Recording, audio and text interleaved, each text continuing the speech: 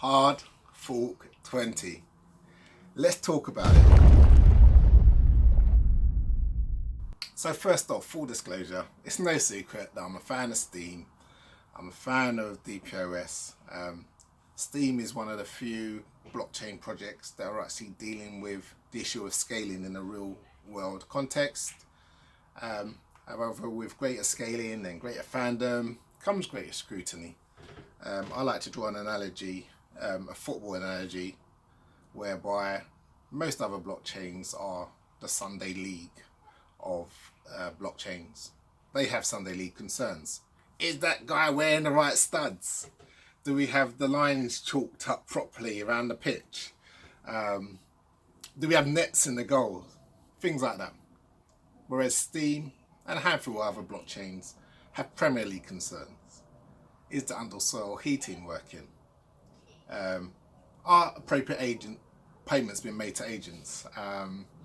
Shall we implement VAR? And for those of you that don't follow football, then just ignore that last analogy and just know that I hold Steem in high regard when compared to other blockchains, and that's the lens in which you should look at any criticism that I might have towards Steem. That being said, enough of the niceties, let's get into Hardfork 20. Okay, Hardfork 20. Now, to my understanding, Hardfork 20 has really been pitched as a necessary evil, a springboard from which great things can emerge from Steem and great travesties can be prevented from happening.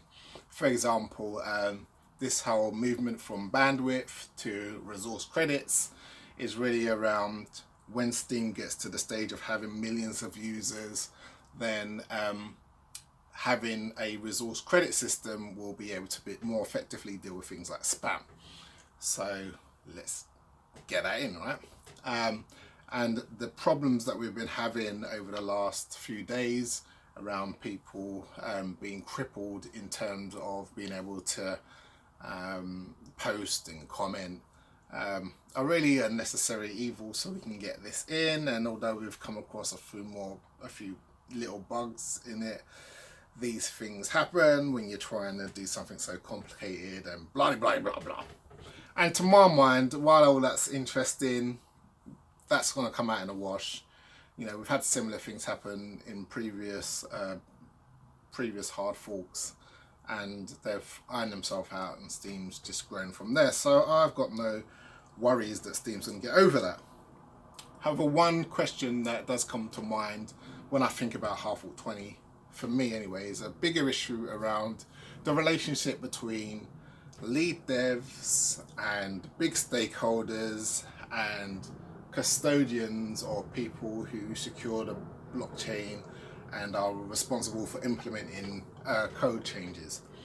And this friction that exists between those three entities, I see exists not just on the Steem blockchain, but pretty much in any blockchain that's maturing.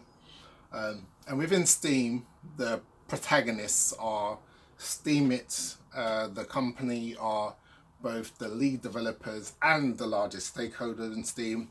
And then you've got witnesses, which are the custodians of the Steem blockchain. So they're responsible effectively for representing us as stakeholders and implementing, amongst other things, implementing changes that are proposed onto the Steem blockchain. Now, one of the things that I think comes out of this is that with that dynamic, and it's a dynamic that exists not just in Steem but in a lot of other blockchains, is that there's an appeal to authority that tends to go on when you have influential founders stroke lead developers that have clear ideas of the direction in which they want the platform to go, and they want to effectively push through their ideas. And most founders are also big stakeholders, so therefore they have a big sway over who can become witnesses, whether that's a direct sway or an indirect sway over who can become witnesses. And Steem's not alone. You know, I see the appeal to authority happening in all kinds of blockchains. So in Ethereum, there's an invariable appeal to whatever the ideas of Vitalik are at the time, or the Ethereum Foundation are at the time. With EOS, you can see the appeal to authority, to the appeal to whatever Dan is thinking, or whatever Block 1 are proposing. And even in Bitcoin, people still appeal to the authority of Satoshi, even though he's been missing for God knows how long. And you know, in that way, Satoshi's a bit of a visionary, because can you imagine what would be going on now across the whole of cryptocurrency if Satoshi was visible and active? And no, he'll be doing nothing but dealing with people's appeal to his authority and what should happen, when, where, and how. So that's one of the reasons why Bitcoin has matured in the way it has, is because it hasn't really had that appeal to authority, even though there are the core dev team there who effectively run the reins of what goes on. But that's neither here nor there. We're not here to talk about Bitcoin, we're here to talk about Steem and Hardfork 20. So I guess what I want to say is that in the early days of a blockchain, and we are in the early days, and every day in which I see things going on within this space, I'm reminded that this is the early days, because a lot of this bullshit can only happen in the early days. But in the early days, you can get away with that. Like Steem can get away with having, Ned's a nice guy, and Steem Inc. are some intelligent guys. They can get away with them really pushing their ideas forward, particularly if they feel these things are really going to enhance the value of the platform. And while I'm not going to say they railroaded the witnesses, because I don't know, and I don't really care, it's a perception that's easily implied, given that Steemit is the largest stakeholder, and at any given whim can effectively get a stakeholder, that a witness that's deemed to be blocking progress, voted out of the top 21. So you've got this natural friction that exists, and you can get away with it now, is what I'm saying, because it's early days. But I think as Steem matures, and if it wants to be seen as an effective blockchain, decentralized blockchain at least, it needs to address this issue of having a concentration of influence and power in the hands of a handful of people. And the way that it does this, in my view, is by having witnesses that are strong around governance. So for me, and to my mind, as a stakeholders, and as any stakeholder within Steem, we should be looking for witnesses that have these three characteristics. Yes, they should run an effective node, a reliable node. That's a given, right? And let's not talk about all we need to do is set up a piece of software and get the nodes running. Fuck that, that's given, right?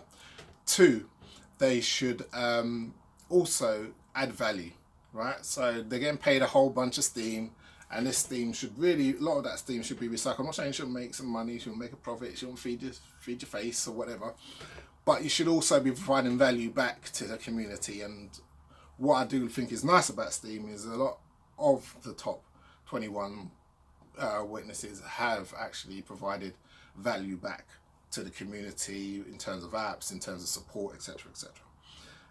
However, most critically is they need to be bastions of the blockchain, and that means that when any code changes are suggested or are about to be implemented, they need to be enforcing the standards by which those will be accepted or declined, and doing that vigorously, because it should be harder than it is at the moment to make changes to a blockchain, because changes to in an IT context are quite straightforward. You fuck up, for want of a better word, you roll back to the previous iterations and you go again.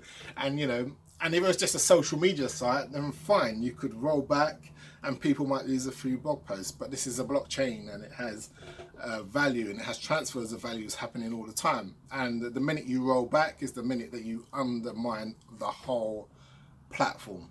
So when you do release a piece of code and there's problems, you kind of need to roll through them. You need to work them out and work through them.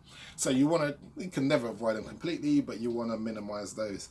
And so you really do need witnesses that stand on their own 2 feet, that are seen to be independent of anybody else, that are accountable, that are transparent, and that are vocal in terms of making sure that what they feel is in the best interests of the actual platform and their stakeholders is represented. And Steam itself, or any other large stakeholder, needs to be cognizant of this and needs to resist the urge to railroad its own agenda too strongly, and should really embrace the fact that there's pushback from witnesses. And because this isn't a centralized CEO, the buck stops at them type scenario. This is a decentralized system where consensus rules roost, and we need for consensus to be taken seriously, a genuine meeting of different minds that come together to do what's in the best interest of a decentralized platform. Anyway, that's enough from me. So that's kind of my take on the whole Hardfork 20 situation. Yeah, let me hear from you. What do you think? And yeah, let me know what kind of issues you've had with it. I mean, I've kind of taken a more helicopter view. You might have a more kind of detailed view in terms of what you think's going on, but that's just where I am. Anyway, enough from me. Speak to you in another video.